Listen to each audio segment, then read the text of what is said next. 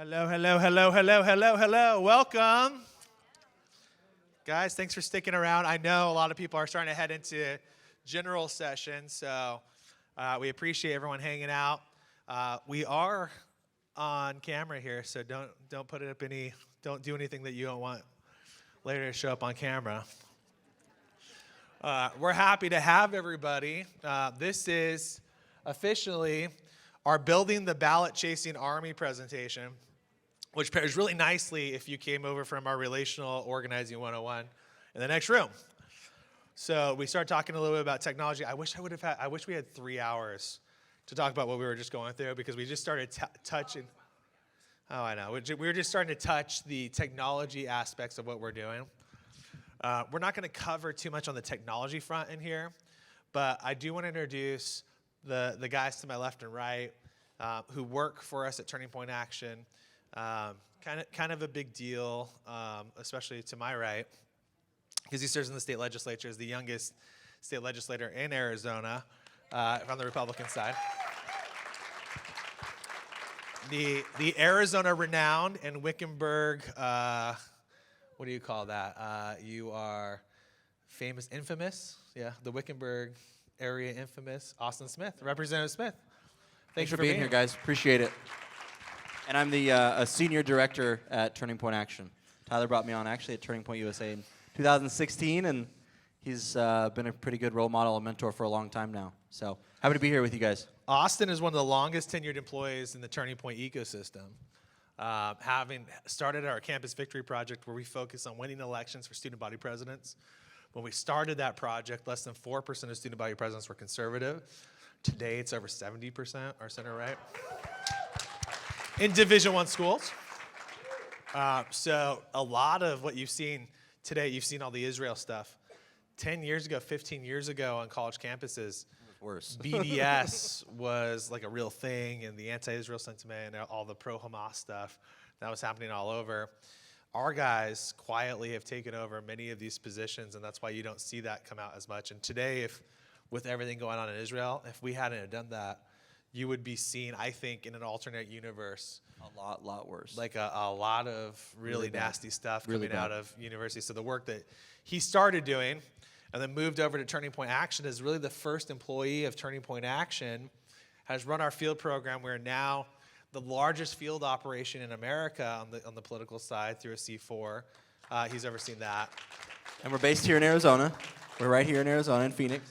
And his role is now going to be overseeing the field operation as we build and develop and hire hundreds of ballot chasers in Arizona, Wisconsin, and Georgia. And so we are hiring here in Arizona with the jobs. Our posts starting to post already. If you go to tpaction.com/careers, it's tpaction.com/careers. We are hiring specific managers right now in the full-time bodies for ballot chasing across the state of Arizona. We will have hundreds and hundreds of people. And so the left should be quivering in their boots. To my left and to your right, I have Matthew Martinez, who is our strategic director. Matthew, a lot of times you'll see him in clips and pictures, as he was the ground game operator for much of the Kerry Lake campaign. And we just got out next door talking about how badly we got screwed by all the cheating and crazy things that happened in 2022. Again, we will not cover that in this presentation. We could talk about that for hours, but is one of the greatest, I think, sharpest minds when it comes to building out the strategic operations and looking at what went wrong and things that need fixing, right? Would you say that? That's right. Yeah, after having come out of the Kerry Lake campaign. So we're excited to have you on the team and as a leader. Thank you, Tyler. Thank you all for being here. So I want to start with a little clip. I don't know do we have sound up? Everyone needs a motivational clip from Mr. Rogers every once in a while. Oh, does it play? Oh, it won't play. Dang it, it's because they imported the clip. Well, it said, when people hurt themselves, you shouldn't do that anymore. And the Republican Party constantly hurts itself. And that's why we must build relationships you must build relationships with your neighbors. We just got a Relational Organizing 101. Relational organizing is probably the most critical piece that's missing within the conservative movement today. Almost everything we do is transactional. Relational is the only way to actually get people to open up their door, basically, if I were to summarize it all. So if you don't have a relationship with the people in your neighborhood, are they going to open their door to you when it comes time for anything, right? No. It's the same concept as, we didn't talk about this in the last one. I really wish has anybody here ever sold Mary Kay or Tupperware, right? How do you maximize the Mary Kay sales in your neighborhood? Well, it's your relationships, right? It's the people you know. Do you try to sell everything in the catalog at one time? No. You just try to get someone to open the door and buy one or two things, right? This is what the Democrats are doing. The left has figured out on the relational front. Are they trying to get everyone to vote all the way down ballot for all the judges? No. Nope. Are they trying to even get people to vote for treasurer? Nope. Here in Arizona, Kimberly Yee killed it. Why? Because I'll tell you this. The Democrats weren't targeting the treasurer's race. They didn't care about the treasurer's race, folks. They knocked on doors of low-propensity voters and they said, I'm not going to sell you the entire freaking catalog here of Democrats. But what I'm going to sell you are two things. Governor and Senate, right? Or Senate and governor, and then maybe a couple others. So let's talk about chasing versus harvesting. Matthew, why don't you give us a rundown. When we talk about harvesting versus chasing, what's the differences between harvesting and chasing? Well, harvesting is illegal in most states. Here in Arizona, ballot harvesting is illegal. You can't grab someone's ballot and deliver them for them. In states like Michigan, ballot harvesting is legal. You could go around and pick up ballots in your sedan and drop them off. But the difference between ballot harvesting and ballot chasing is frankly that ballot chasings are a strategic approach to engage and inspire voters to drop their ballot. So here in Arizona, we want to make sure that we're building relationships with these voters and have them be knowledgeable enough on where to drop off their ballot. A lot of voters, especially low propensity voters, have no idea on how to drop off their ballot. They either don't know or trust the mail. They don't know what precinct polling location to go to. Have you ever heard a Republican say they don't trust the mail? Right. I think the U.S. Postal Service should be dead. You know what would solve our mail-in ballot problems? Everyone talks about it all the time. Like, just get rid of the U.S. Postal Service. That would solve that would kill mail-in balloting, all right? It shouldn't exist anyways. And then they would have a real problem. So I wish we would thought strategically like that. But frankly, at the end of the day, what we did see last cycle in many of our states is that a lot of voters left their ballot on their kitchen counter. They left it on the table, right? So our ballot chasing approach is to talk to those voters and make sure those ballots are not on their kitchen counter and in the mailbox or at a voting location. I want to make something abundantly clear. Ballot harvesting in most states in some way, shape, or form is illegal, right? So this is the reason why using the terminology ballot chasing is so critical. Ballot chasing is not just the idea of getting a ballot into the box, right? It's also the idea of identifying the voter, building a relationship with the voter. Democrats and the left and all the leftists outside organizations that operate this way, they spend all of their time IDing a voter, right? So let me use an example from my first presentation I gave today. Remember Colin Kaepernick, right? Remember that? You remember him as a quarterback. Okay, that's funny. That's cute. Well, very few people do, so congratulations on you have stellar knowledge of football that most people don't. Most people remember Colin Kaepernick for what? Kneeling on the field. If you asked any young person, they literally have no idea, probably even what team he played for. But if you said Colin Kaepernick, be like, oh yeah, Nike, and he kneeled on the field, right? All this money went into promoting Colin Kaepernick kneeling on the field. Well, why did all that money go into all this? This is really in-depth stuff here. Why did they spend all that money? Was it just to manipulate young people's minds? A little bit. But you know why else they did it? They could send a text message to hundreds of thousands of people and say, you're an independent. How do you feel about Colin Kaepernick kneeling on the field? And they responded, right? They're like, who? Oh, that guy? And they said, yes, I love Colin Kaepernick kneeling on the field. What did that do for them? What? They identified that guy's probably an okay person to go pick up their ballot, right? Do you see how smart that is? It's truly smart. You have to, even we hate these people, you have to look at this and say, how smart is that? They were sending text message blasts, not, do you like Nancy Pelosi? Right? Because not many people like Nancy Pelosi on their side. That doesn't help them. They're like, do you like Colin Kaepernick? Do you like that he's kneeling on the field? And if that psychopath said yes, they said, great, we can go pick up your ballot. Does that make sense? It's not that hard. When was the last time you got a text message about anything that was cultural from a conservative organization? What are most of the text messages you get?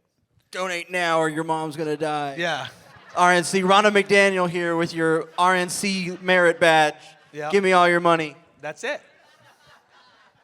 But how much more impactful would it be if the RNC was sending out messages, or conservative organizations in particular were sending out messages around cultural issues to ID voters, so then we knew whether or not we should go talk to them? You know what data that the RNC was going off of last election cycle? Basically, no.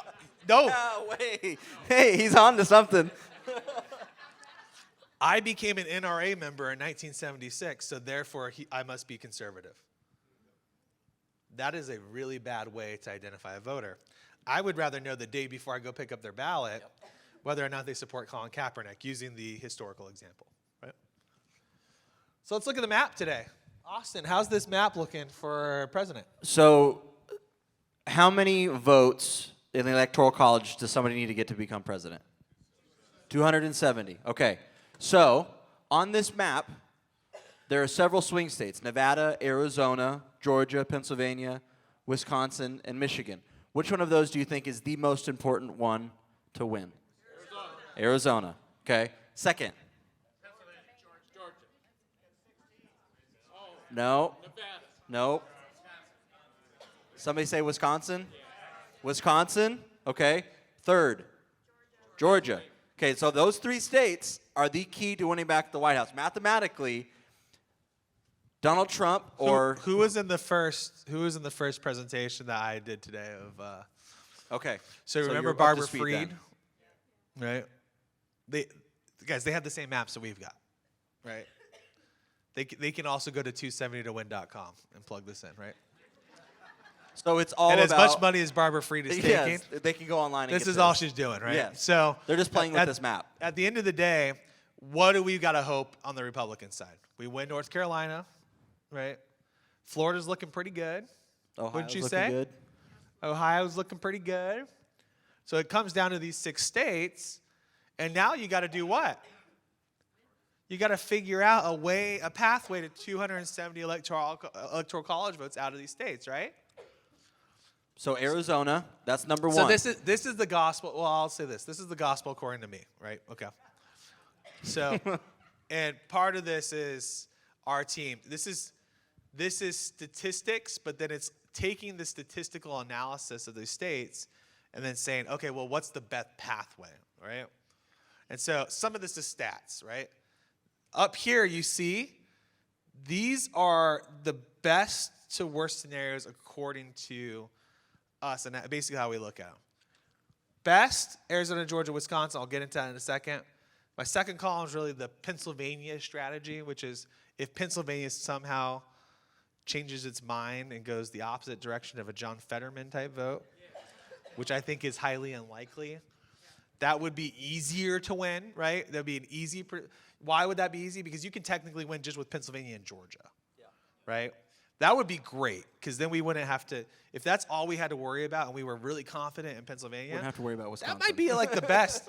That might be the best Not a scenario. bad deal. Less likely, Michigan. Why would you think that we would consider Michigan less likely? Why do you think? Why, Matthew?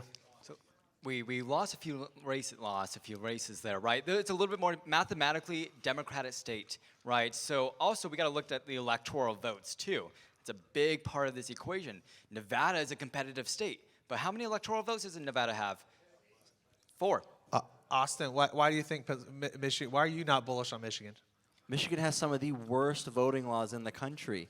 They mail out to ballot to everybody and their mother if they have Anyone a here polls. from Michigan? How many of those do you think are Democrat What has ballots? happened since 2016 in Michigan? Well, they've lost their governor's race. They have completely upended all the election laws in Michigan, and it is now a totally open, do whatever you want to do in Michigan.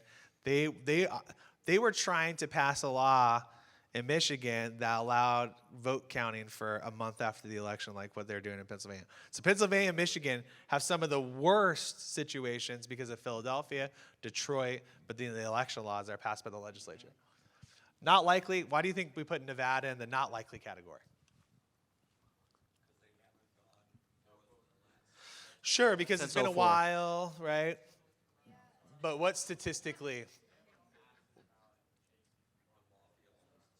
Anyone here from Nevada?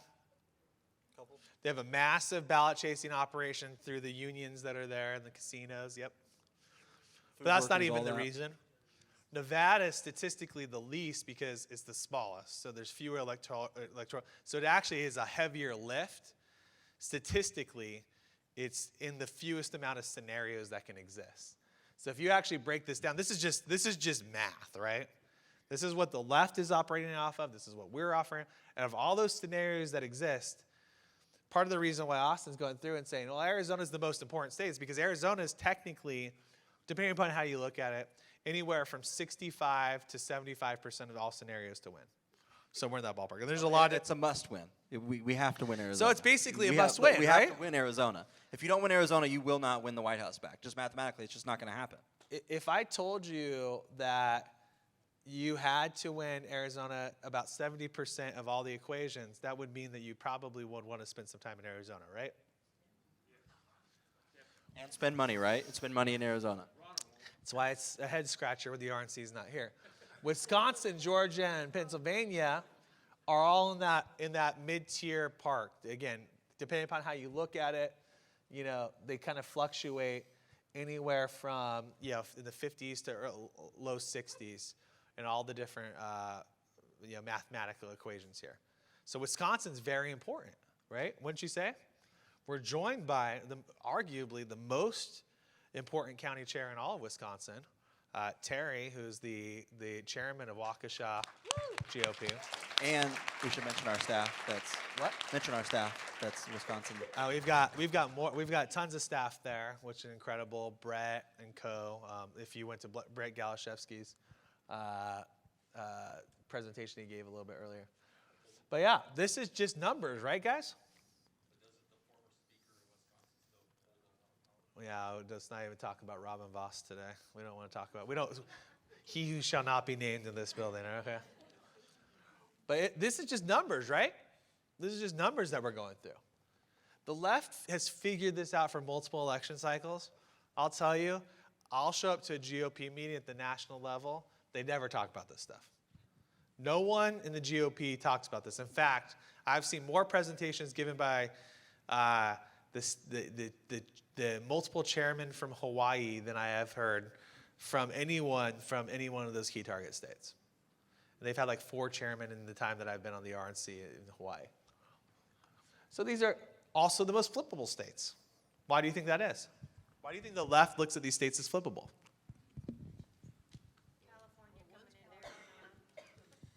Yeah, I mean, you've got bleed. You've got some people moving into these states that in ways that they haven't. So they've grown significantly, particularly Arizona and Georgia. Maricopa is the largest county in the nation.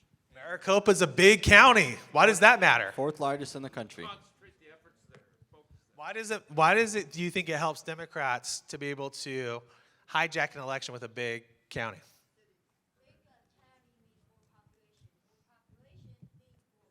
Yeah, that's right. That's very right. How old are you? Yeah, that's it.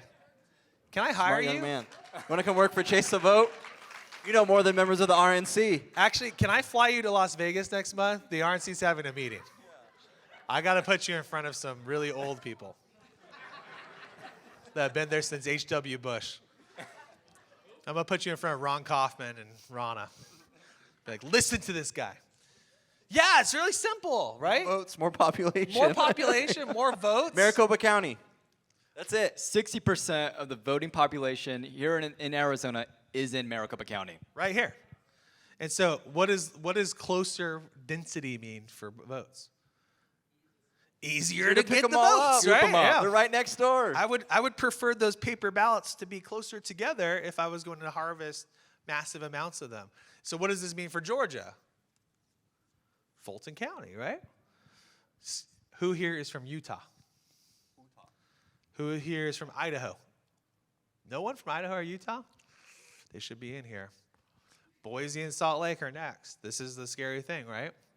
You look at Tennessee. What's happening in Tennessee right now? The exact same thing that's happening in Georgia is going to happen in Tennessee because of Nashville, right? Texas. Why is Texas in danger territory? Houston, Austin, right? Austin. I can't say this. We're getting recorded. I can't say it. But these cities, these large cities, particularly in smaller states, are really bad for America because the Democrats have figured out how to manipulate, grow cities this way instead of this way, right? Arizona, why has Phoenix and Houston stayed better? They're this way. They're this way, right? Why is California so bad? They're growing this way, right? Why is the East Coast so bad? They go this way. And everybody, that's why you look at the UN stuff that they say, they want you to grow this way, right? They want to control population, so they can control Can't move. the bodies. We know where your votes are. So what happened in 2016? And this is a marriage to our first presentation. What happened in parts of Arizona and Wisconsin and Georgia? Well, the Democrats looked at this map in Maricopa and they said, oh my gosh, no one liked Hillary Clinton and we still almost won Maricopa. 40,000 votes, right? They said things are changing. And the guys there in the background started going, hey, if we just put a little bit of energy into Maricopa County, we could flip Maricopa County. And if we flip Maricopa County, young man, yes. Right? That's all they said. They said, what's your name? Morgan. They got a guy like Morgan, but he's probably not, on their side. They said, more votes are in Maricopa, and all we got to do is win Maricopa, and then we do what? Win Arizona. It's not hard. We estimate, Matthew, how many full-time ballot chasers did the left have in 2022? Too many. They were here. And how many did? I guess I'll let you say that part. What's up on the slide right there? How many? Oh. Arizona? 1,200.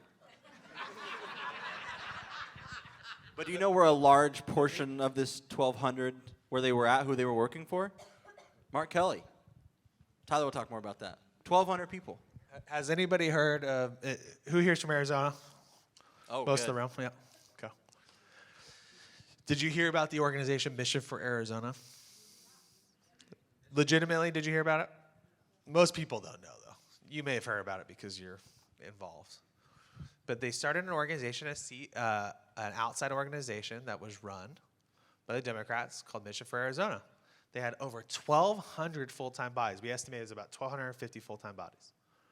1,250 full-time people in the state of Arizona chasing ballots.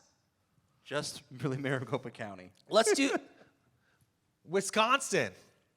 Our research has shown in the Supreme Court race, does everybody track the Supreme Court race? Terry and his team worked their butts off in Waukesha. But you know what they had in Wisconsin that we didn't have in the Republican side? 450 ballot chasers. full-time ballot chasers. You know why? Because they're serious people. They want to win the election. It's very unserious to not put full-time bodies to ID ballots in a state for an election that you want to win. What was the meaning of the win for the Supreme Court for the left, for them? What did that mean, Terry? Gave them the majority, gave them the ability to redistrict, gave them the ability to basically squash any election reform efforts that we have, and put them in a position to repeat the same thing next year. Let me ask you a question, Terry. How nice would it be right now to have a Republican majority Supreme Court with a supermajority Republican legislature? We'd revise everything about our election laws in the whole state. Is that We'd have a free and fair election. Is that possible now? It's tougher. It's tougher. The governor doesn't matter right now in the state of Wisconsin. If we decided, if the Republicans could figure it out, if Robin, he who shall not be named, We had some could conservative figure this leadership. out, right? Tyler, Democrats have announced that they're putting, instead of 450 there, in fact, they're on the ground now. They have 1,500 on the ground now at $60,000 a year per person. So figure it out, it's $95 million. Yeah. So Terry just skipped way ahead here. Kind of ruined the whole no, I'm just kidding. No, let's do the quick math, right? Let's talk about votes first. Let's just go by 1,000. How many votes can 1,000 full-time people chase in a month? What do you think? 100 votes? A full-time person? How much? Let's break this down by day. One full-time person, how many ballots do you think you could chase per day? The data that the Democrats have shown, it's like semi-public because we found it, is about 10 votes per day. So let's do the quick math, right?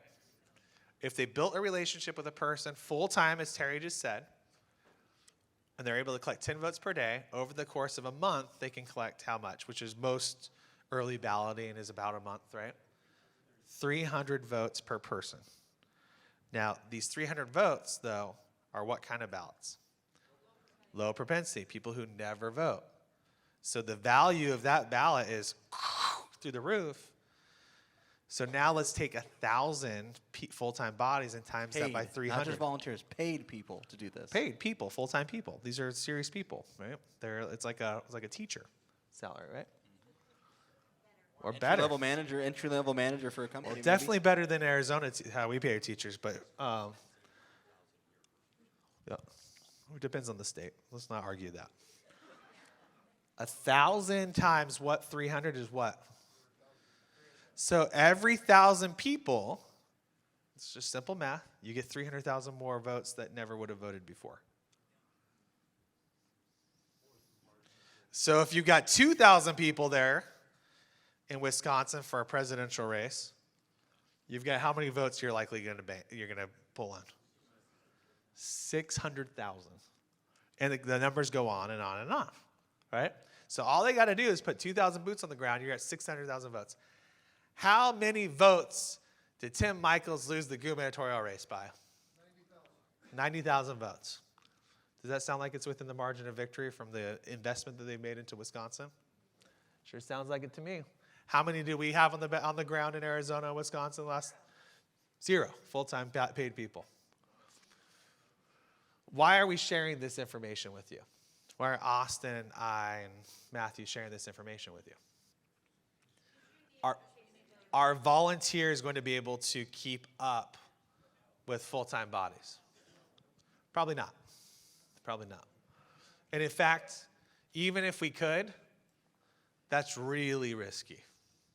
It's a really risky proposition because you're up against full-time people, right, Matthew? Right. So let's talk about 3 major problems to solve. Matthew, can you read this first one off here for us? A lot of people hate the RNC, the establishment Republican Party.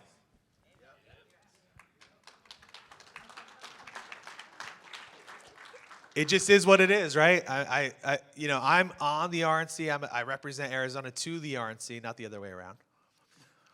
And Rana made a mistake. She made me the co-chair of the grassroots committee when I first got onto the RNC. And so what we did was we sent out every member of the RNC and we said, go take a survey. Here's a survey. Go get these to as many precinct leaders as you can, precinct committee men, precinct captains, and let's just ask them how they feel about the RNC. You know what the result was? It was like 99% absolutely loathe the RNC, think the RNC does nothing, and is very angry at the RNC. So I'm summarizing it for you. And so I bring this survey to Rana, and I'm like, hey, I don't know if you've taken a poll lately, but I think you have a likability problem, right? And you know what happened? She got angry with me. So I was like, okay, well, whatever. So then we proceeded to make a 40-page document of all the things and recommendations from the grassroots, from normal average people, of all the things that the RNC could do better. And so I went back to Rana and we gave it to her. And we're like, this is what everybody wants. And she got angrier, right? To the point she removed me from the committee as the co-chair. But this is very basic, right? Is that people are not happy with the direction of the Republican Party. And regardless if you're right or wrong, this is all a subjective thing sometimes, politics is, right? But look, if people aren't happy with what you're doing, you should probably listen to them. And I'm a big believer that the grassroots has a lot of voice. We need the grassroots for two things. One, volunteerism still does matter. Even though we probably can't get the job done in Arizona, Wisconsin, Georgia, and other places to win without full-time bodies, volunteerism is super important. Why is volunteerism super important? Where are you going to get those full-time bodies from, right? Has anyone here ever hired 1,000 people at a time? That sounds really hard, right? It's really tough. Yeah, Cliff Maloney's in the back that ran Young Americans for Liberty forever, and it does a tremendous job in organizing. We know it's really hard to recruit that many people to go door knock, to go do things and things like that, right? It's really tough. So you probably need the grassroots to help you do that, right? This is the basic message to Ronna McDaniel. 2, Austin, what's the other problem? There isn't a trusted daily use application that combines organizational messaging and conservative news all in one place. So there's nothing. Isn't that crazy that there's nothing that's the RNC's provided? You know the Democrats have multiple tools where it's just like, here's everything you need to know. That's why you guys have seen the videos where it's like everyone in the news says the same thing over and over and over again. Guys, like they're doing this every single day. Like our side is like, like we have no idea. It's crazy. 3, you may not know this. One private entity controls all of the data on the right. Did you know this? In conservative organizations, it's called data trust. That organization. So, one private entity controls all the data on the right. It's called data trust. Data trust is a for-profit entity, and their 3 biggest vendors are the Republican National Committee, the RNCC, which is the Republican National Congressional Committee, and the NRSC, the National Republican Senatorial Committee. That entity, do you think they give their data to organizations that are trying to help us win, like Turning Point Action? Do you think they give it to the Tea Party Patriots who are here next door? Do you think they give it to AFPI and AFW who are trying to help us win with probably Trump as our nominee, and that's the pro-Trump think tank? No. You know what they charge monthly to get the data? $60,000, $70,000, $80,000 a month for the whole country. The other side, the left, just gives this freely to everybody, right? It just gives this out. And so many groups have tried to figure this out and do this, like the Kochs built I-360. And they figured out that was a really expensive proposition. And other groups have tried to build this. The left, they're like, all we have to do is just give it to all our friends. And we win elections. Seems pretty simple, right? So let me ask you a question. How can I tell if you're from D.C. and you're a consultant from D.C.? And we're talking about winning elections. 1, you say the term candidate quality. No, I'm being serious about this. So let me ask you a question, a vivid example about candidate quality. Oh, I love that. We don't. You sure about that?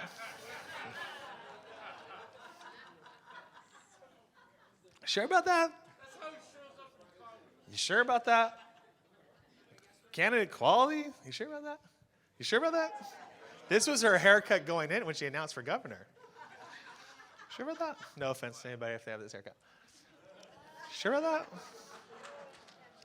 Like, is candidate quality? I mean, realistic. I hope there might be someone in here that actually thinks candidate quality is the most important thing. I don't care if you think that. Do the Democrats clearly think that? No. Absolutely not. Are they still winning elections without focusing on candidate quality? All right, 2. Your lips say split ticket. Split ticket. What, have you ever heard this from a consultant or someone on CNN? Well, Trump can't win because tickets split. People are saying yes to this candidate and no to that candidate. Is that a real thing? No, it's not. The historic data going all the way back to the beginning of time shows that split ticketing basically doesn't exist. It's not a real thing. Not a real thing. It's a made-up facade. DC consultants love to sell. Registered Republicans are not voting for Democrats at higher numbers because Trump's on the ballot than historic numbers that have ever been shown for anything else.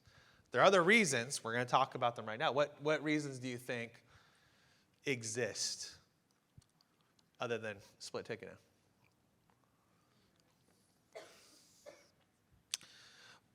Well, you know it's not helpful if people don't like the Republican Party anymore, right? And to be fair, people hate the Democrats. Yeah. They hate the Democrats too. So this is part of it too. What number have we seen spike in states like Arizona over the last 30 years? And New Mexico and other places, right? What? Oh, yeah, I mean, we could debate that, but what's the number that we've seen? Independents have gone way up. What are the 2 reasons for independents going way up? I just told you one, everybody hates the parties. But number 2, what's the other reason? We're going to go over time, so it's fine. We're going to go over a few minutes, just a few minutes. Well, you could argue get more text messages if you become an independent. They don't know that. They might think that when they're registering. But people don't want to necessarily register to vote. Have you heard of the term motor voter? What does that mean? The Democrats want to force everybody to register to vote. Why? And everybody to get a ballot in their mail. Why? They can chase that ballot, right? What do you think is the largest group that exists in that P&D, the party not defined or independent?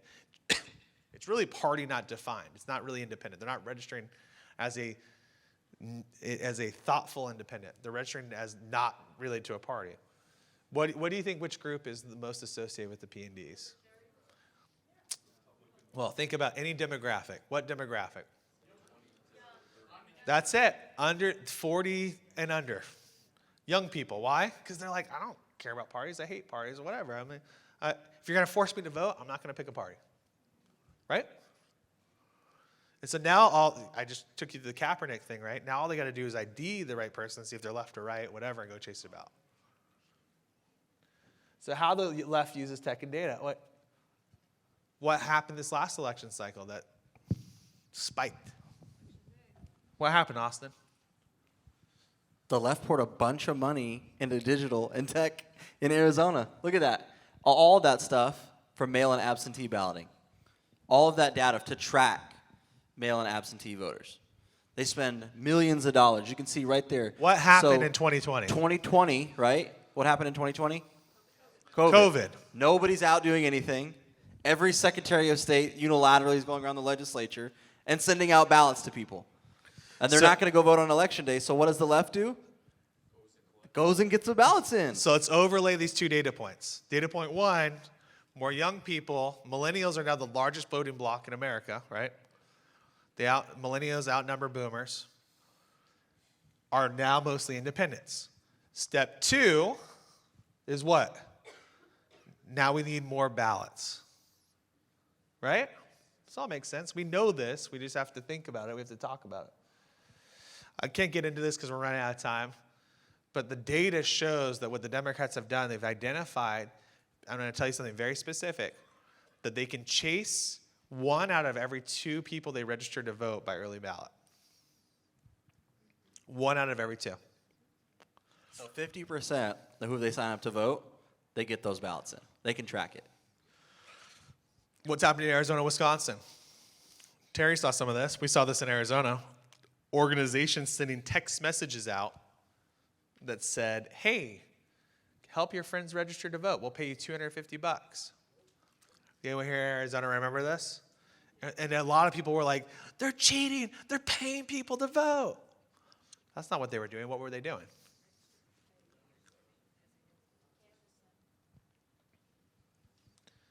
To canvass? Is that what they were doing? What were they doing? Does anyone know?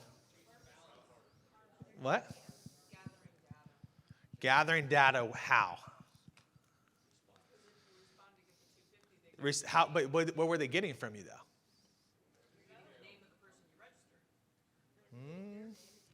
What was the $250 for? Does anyone know? What did you have to do to get $250 from them? Minimum. Register a friend? Oh, yeah, almost. Send text messages to all your, but what did you have to do before you sent text messages to all your friends? Share your contacts. It's the smartest data operation ever. Again, you have to just look at this. They went to everyone and they said, I'll give you $250 if you give me all your data. The average American has anywhere from 500 to 3,000 contacts on their phone. They matched it against the voter file and they spit it back to them and they said, text all these people and tell them to vote. It's just basic. But then what did they keep? They kept all the data, right? So then when you texted your friend, don't forget to vote, what happened?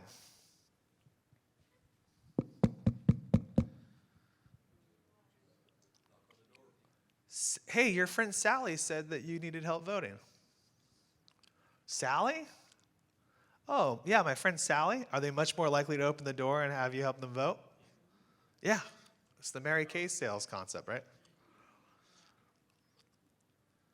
I mean, it's genius. You have to respect the genius, right? This is all they're doing in Wisconsin. This is all they're doing in Arizona. Why? Because showing up at some random schmuck's house, right? Some random Joe Schmo's house is not going to get them to open the door, right? But if they send a message, hey, my friend Austin's going to swing by your house to help you vote later, right? You knock on the door and it's like, yeah, Sally sent me. Now there's a connection. Make sense? Now you're helping them vote. Now you're moving the needle. Obviously, we're not getting into too many of the details. So, but before you move on to that, so those people that they're targeting, we were talking about, if you went to Tyler's presentation, these low propensity voters, they have a low value on their ballot. When somebody trusted shows up at their door, they will fill that thing out, Congress, governor, senator, and be on their way. Why does low ballot, so Austin's bringing up something that's really important. Why does low ballot value matter in this face-to-face interaction? What's that? Yeah, but the person that has the ballot, they have a low value on their ballot. How much do you value? How much do you value your ballot? Would you? A lot. Would you shed blood before you gave over your ballot to anybody? Yeah, see? Oh, yeah, she didn't even think about it twice, right?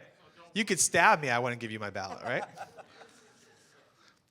The people they're targeting, do they feel that way about their ballot? They would exchange their ballot probably for a stick of gum, right? This is who they're targeting. We're laughing, but this is who they're targeting, right? People who do not care to vote. So step A, register a bunch of people who don't care to vote. Step B, show up at the doors of the people who don't care about the ballot. Step C, identify what it's going to take to get that person to hand over their ballot. In most cases, a little bit of peer pressuring. Are they going to give over a ballot? If I don't care about my ballot and it's low and I don't care that much, are they going to hand it over? If it's the value of a stick of gum, it's easier for me to just do whatever you're telling me to do because I don't care. This is the basic concept of what the Democrats have spent years figuring out. On our side, we're like, no, we're going to go to the people who's hardest to get to get the vote, right? Does anybody ever talk about this? Have you ever heard this before? In fact, the more time you spend in the Republican Party, the more time they'll talk about the most difficult voters to flip. 4-4s. 4-4s. 4-4 independents. But to Tyler's point, too, when the low value on that ballot and you're just getting him to fill it out, what if I don't care about my ballot and Tyler keeps showing up at my door? Are you going to get kind of annoyed? The only reason he's going to go away is until he sees that ballot go in the mailbox. He's going to keep going back to that. If that low propensity voter who has a low value on their ballot, fine, I'm going to fill it out and just get out of my face. We'll see you in 2 years. They figured that out. And so the more you target a low value voter, right? Rush Limbaugh, who listened to Rush Limbaugh? What did Rush Limbaugh call these voters? Low info voters. Rush was on to something, right? Low information voters happen to be low value ballot value voters, right? Which means that it doesn't take very much to get them to vote. Which means those are the people you should target first. Because that person, that low information voter, whether or not we like it, and my mom used to say this all the time. She'd drive around our minivan. I was in the back seat, with a child. Like, that person's vote cancels out my vote. I can't believe this. Not a great mom, right? She was right all along, right? It's just Democrats have figured this out in systematic ways much faster than us, right? Which is that we have to target the people who can basically cancel out the dumb, uninformed Democrat votes of high propensity Democrats or Democrat independents, college educated, things like that, right? They're voting with their heart sometimes rather than their mind by targeting our own people that have these votes. They're just sitting there on their counter. And that's what we're doing with our Chase the Vote program. So what do we do about it? Turning Point Action has just launched the Chase the Vote initiative, where we're going to be hiring hundreds of people to chase low propensity ballots in Arizona and Wisconsin starting January of next year. So our Chase the Vote Alliance, obviously Turning Point Action. How many of you are familiar with Scott Pressler? Yes. Oh, good crowd. Early Vote Action, that's Scott's group. Scott, we're partnering with Scott to chase these votes. Tea Party Patriots Actions, how many of you know Jenny Beth Martin, founder of Tea Party Patriots? She's here. She's going to be doing, I think she already did a breakout, or they're doing one right now. We'll be teaming up with them to target these low propensity voters, sharing information, sharing our work together through Chase the Vote Alliance. So who's got influence in your state? Turning Point Action, we're here, right, Matthew? And to that point, frankly, Talk about state alliances here. Yes, there are too many ballots for one organization to chase this cycle. In Florida alone, there's about 1.5 chaseable ballots. That means there's 1.5 low propensity voters, 1.5 million low propensity voters in Florida. We can't do that alone. That is why it's so important for organizations like Scott Pressler's group to partner with us. We're going to share all that data, all that technology, so we can chase as many ballots as possible in all of our 10 states. But in Arizona here, there's 263,000 low propensity voters here in this state. That means these people are projected not to turn out. They're Republican, they vote Republican, but these are people who are chronically disengaged. These are people who just didn't get a flat tire, or who got a flat tire last cycle. These are people who literally leave their ballot on their counter. Who's talking to those people? And another point to this, with our alliances, is we need to build relationships with these low propensity voters. Who's canvassed last cycle? Who's knocked on doors in the past?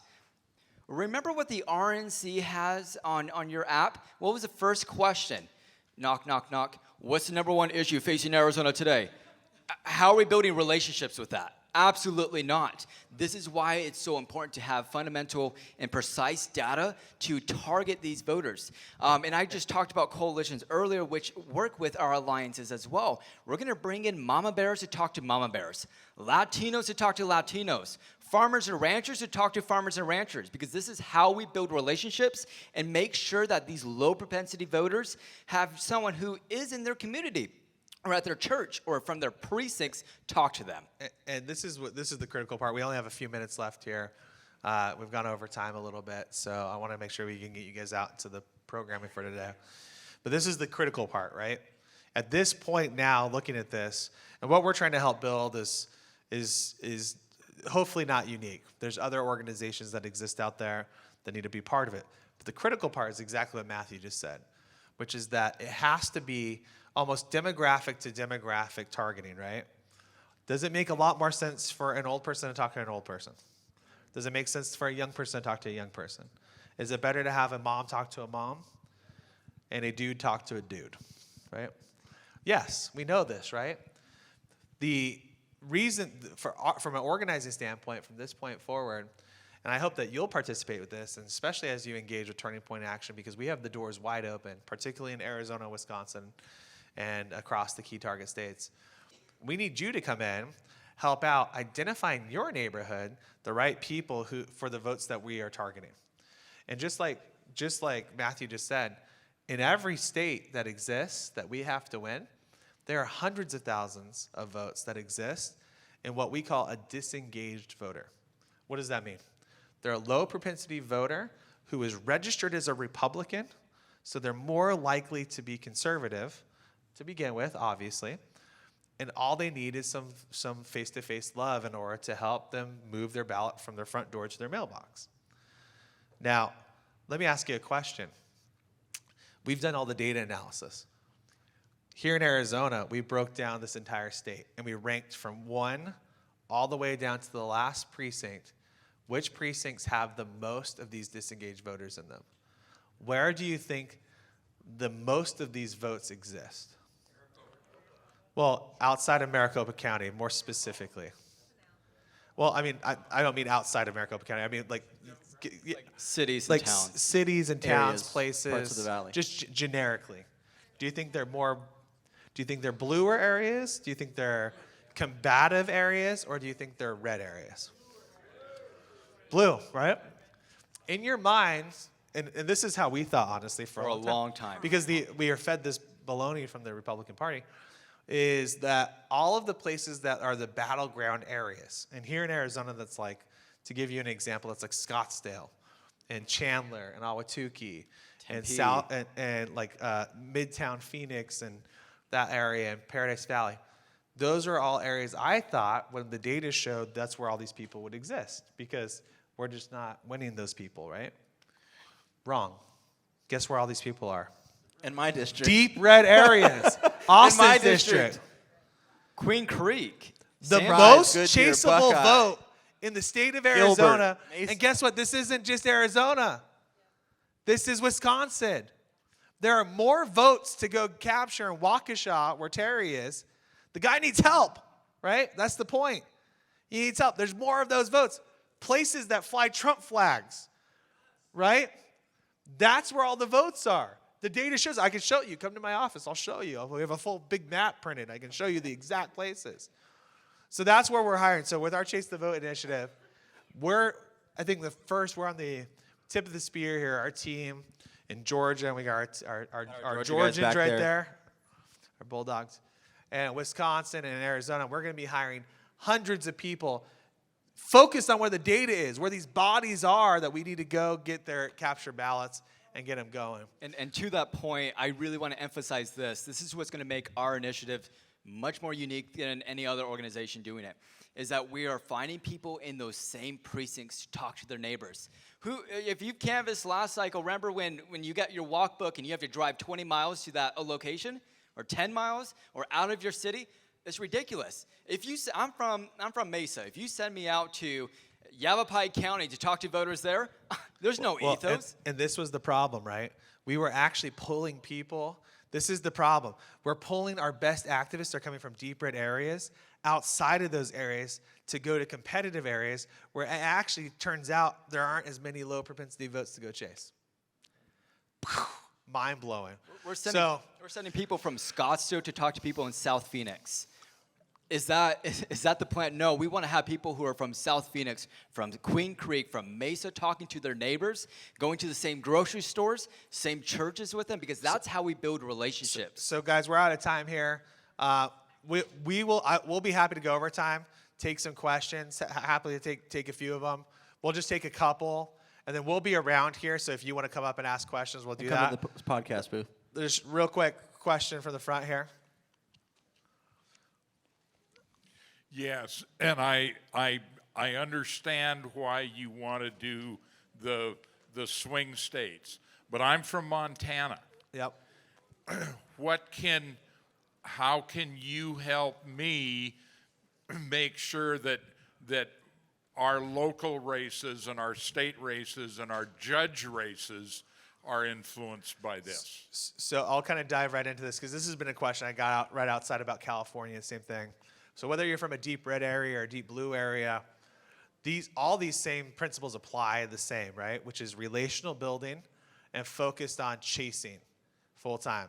Montana's a beautiful place because it's low population, and there's no reason we should have a Democrat senator from the state of Montana, right? And we can harvest. And you can harvest in Montana. So here's the deal. You can do all this with volunteerism.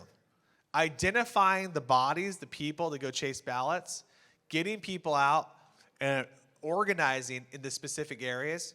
We're happy here at Turning Point Action to help identify, we're actually going to be doing this for Montana, the precincts where those ballots exist. So if you follow up with us, I've got some great friends in Montana. The National Committee woman from Montana is here right now. She's wonderful. Deborah Lamb. We're happy to give that data over and say, hey, here are the precincts you need to target. And that's the starting point, because if you chase the ballots and low propensity ballots in the precincts in order of where those are at, you're more likely to win. That's the equation the Democrats have followed through with. And guess what, guys? Even if you're in deep blue territory, you target, this is what the Democrats did to us in deep red areas for county races. How did they flip elections board positions? They said, we're going to go into red territories, we're going to use the same principle, we're going to target those places, and while the Republicans weren't paying attention with their pants around their ankles, right? It's not a funny joke with what happened in the Senate this week, but that was on their side, though, so we're happy about that. Yeah, but I digress.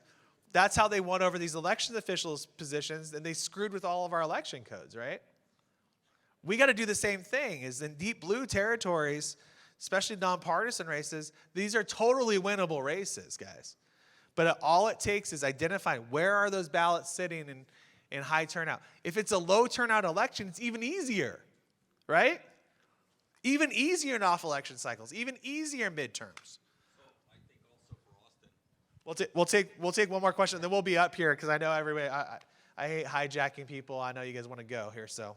So I was just going to, for the question for Austin, one of the things I've been concerned about is like in my district, when I voted in 2022, they had rewrote the district lines. Yep. So we went from about 51% Republican, 49% Democrat to 75% Democrat and 25% Republican.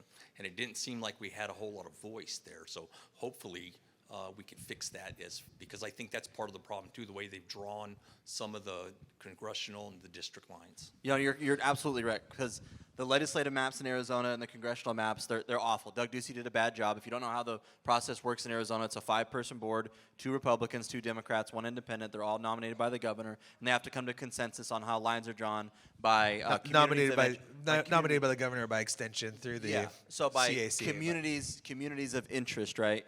And you saw a lot of districts that were like, 30 plus Republican. Now we're like 12 or 13 for absolutely zero reason. Like mine's a perfect example. And it definitely is something that the RNC, you guys need to I think they already had the listening session of why the RNC and these other entities of the Republican Party have to be aggressive about it, because every state is different. So Arizona, the legislature gave that authority a long time ago to a 5-person board to draw the lines. And every 10 years, we got to wait. And so the first set of maps that happened under Jan Brewer, all the way up here to Doug Ducey, over time they got more and more competitive. Why? Because of how the lines were drawn, plus the data now. There's a great question that needs to be asked with this. So the question for those of us that live in independent redistricting states like Arizona, which are not really independent, right? And Doug Ducey's an idiot, like Austin said, because we ended up with terrible board, terrible. A center-left independent, right? Again, And this is 20 years in the making, but again, digress. But there's a better question about this, right? So the question is, why are Democrats perfectly okay with super competitive districts and redistricting?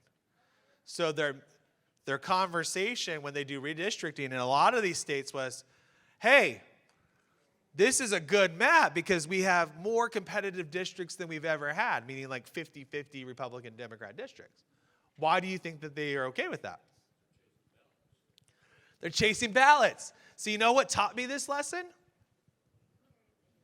Nope. Nope. Way further back. You know how I figured this out? Kirsten Sinema. When they redistricted over 10 years ago, it's now 13 years ago, the district that became Congressional District 9, so Arizona got a new congressional district. They turned in, they're like, this is the greatest district ever. It's 50-50 Republican Democrat. And Kirsten Sinema, did you know this? Kirsten Sinema won her race for Congress by how many votes? Just a few thousand. Few thousand votes. She won. She squeaked in. It was a squeaker. And then after that, she won by more and more and more. I was like, how the heck did this happen? I mean, urban decay can't be happening that quickly within our town, right? So what's going on? They started ballot chasing. They actually pioneered some of this in Arizona through Kirsten Sinema. And this is part of the reason why I think Kirsten is so bullish outside of the sheer number of She knows where the votes are. But she, if you look, where Kirsten Sinema's district is now is like where they have become professional door knocking, ballot chasing armies, just in that exact ring. And that exact ring used to be light pink, conservative. And so you look at this and you go, oh my gosh, that's what it takes. They're cool with competitive districts because they feel really good that they're more likely going to be able to perfect the ballot chasing game to win that district from a Moneyball. Who has watched the movie Moneyball? I think the Democrats do the exact same thing. They plug in all the numbers, they spit everything out, and they go, this is a likely scenario with all the different ways we can manipulate elections. And they feel much better about that. And they know we're not going to do anything. And so we're just going to lose. And so that's why on our side, even if all the different ways that the Democrats manipulate elections, which we know, right? We know that they do. There's evidence of it, right? We know that. There's evidence of it. We're not arguing that. The point is if you inject in and spit out another 400,000 or 500,000 ballots they weren't expecting on our side, what do you think that's going to do to those districts? All of a sudden, they're competitive again, right? But even if you don't focus on those districts, statewide, if you do this work, all of a sudden, it's going to screw up their entire number system for winning the state. And then what happens when they do that? Well, it's what happened in Florida. The numbers were bad, so what did they do in 2022? They pulled out. You think Ron DeSantis, based off of his charm and good looks and political competency, astuteness? I love Governor DeSantis. We helped him out. We did a bunch of stuff in 2022 with whatever. But the reason why we won by so much is that a lot more Republicans came into the state. They said, this doesn't make sense for us to fund ballot chasing initiatives. Way cheaper to do it in Georgia. We're going to move everybody out and go to Georgia. Well, the election laws have been on lock since, and that's the other thing. The election law has been on lock. The Democrats accidentally locked down the laws too much after the hanging chads. And so they're like, wait a minute. In addition to that, the election law is like impenetrable there, right? It is way harder to do. So anyways, guys, I appreciate it. God bless you. Enjoy the rest of your time at America Fest. We need you. We need you out there helping us out. We'll talk to you soon.